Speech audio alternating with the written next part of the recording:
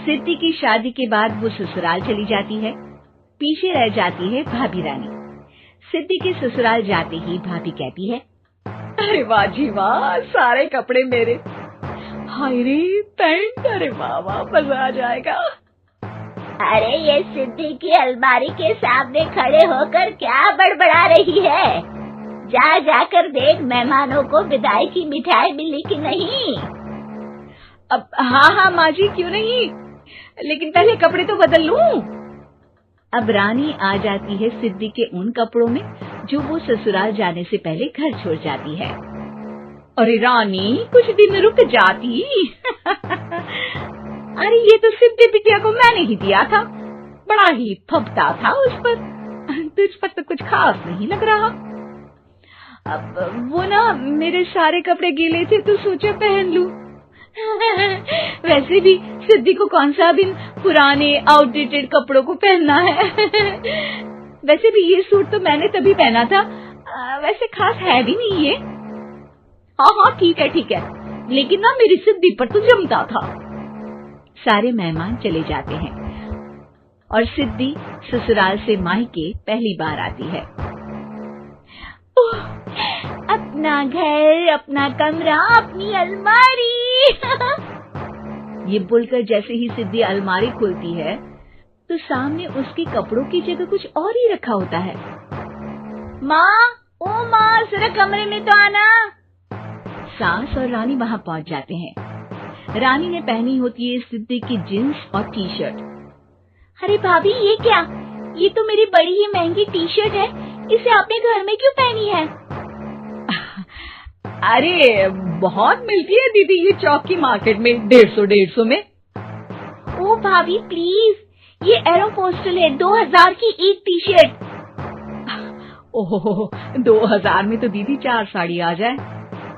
अब क्या बोलूं? भाभी, ये मेरी अलमारी में छोटू के कपड़े, तो मेरे कपड़े कहाँ हैं?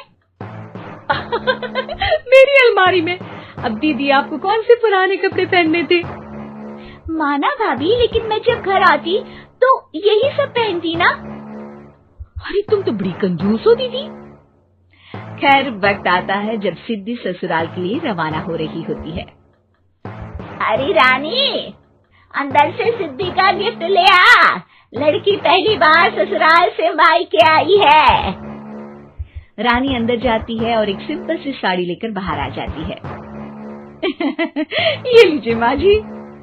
सास बेटी को गिफ्ट देकर ससुराल भेजती है। अगले दिन रानी एक सुंदर सी साड़ी पहनकर सामने आती है। अरे रानी, ये तो वो साड़ी है जो मैंने सिद्धि को देने के लिए दी थी जब वो ससुराल ले जाती, लेकिन ये तूने कैसे पहन ली? अरे माँ जी, ये साड़ी तो मुझे बहुत पहले से ही पसंद थी, लेकिन चिंता ना करिए, मैंने सिद्धि के लिए भी अच्छी सी साड़ी दी है। हाँ। तभी सिद्धि का फोन आता है। क्या माँ, कुछ अच्छा तो दिया होता ससुराल ले जाने के लिए। अरे पहले दिखा दिया होता। यूँ चमकते हुए पैकेट में नौकरानी वाली साड़ी मत दिया करो माँ। अरे बेटे, वो तेरी भाभी ने ना गलती से उससे पैकेट बदल गया। हाँ, मैं कल ही तेरे भाई के हाथ से तेरा वाला पैकेट भेज दूंगी। अरे रहने दो माँ, आई एम श्योर भाभी ने अभी वही साड़ी पहनी होगी जो तुमने मेरे लिए रखी थी। तुम तो समझ नहीं पाई उनको। खैर छोड़ो, मैं ज्यादा बोलती अच्छी नहीं लगती, रहने दो। आपको उन्हीं के साथ रहना है, फिर बात करेंगे। सास को रानी पर गुस्सा आ जाता है। वो उसके कमरे में जाती है जहाँ वो शादी का एल्बम देख रही होती है।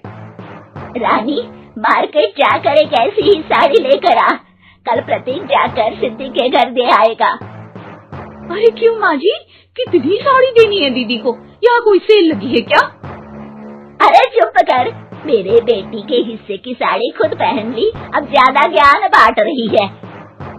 एक दिन सिद्धि का फोन आता है।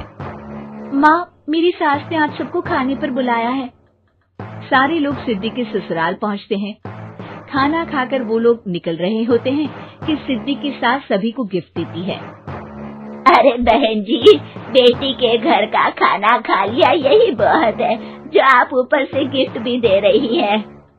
अरे बहन जी, आप भी कहाँ इन बातों पर विश्वास कर रही हैं। सास सभी को गिफ्ट देती है, लेकिन रानी को जो साड़ी देती है वो अजीब सी हरे रंग की लाल रंग की बड़ी छाप वाली होती है। अरे छी, ये कौन पहनेगा? सासू माँ को तो जरी वाली इतनी सुंदर, और मेरे लिए ये नौकरानी वाली। अरे भाभी, दरअसल मैं जब भी घर आती थी आप वापसी में ऐसी ही साड़ी देती थी ना, तो माँ ने सोचा कि आपको आपकी पसंद की ही साड़ी क्यों ना दी जाए। बेचारी रानी, बोलती भी तो क्या। सिद्धि और सास रानी का चेहरा देखकर हंसने लगती है, तो रानी समझ जाती है कि अपने ही बिछाए जाल में वो फंस चुकी है।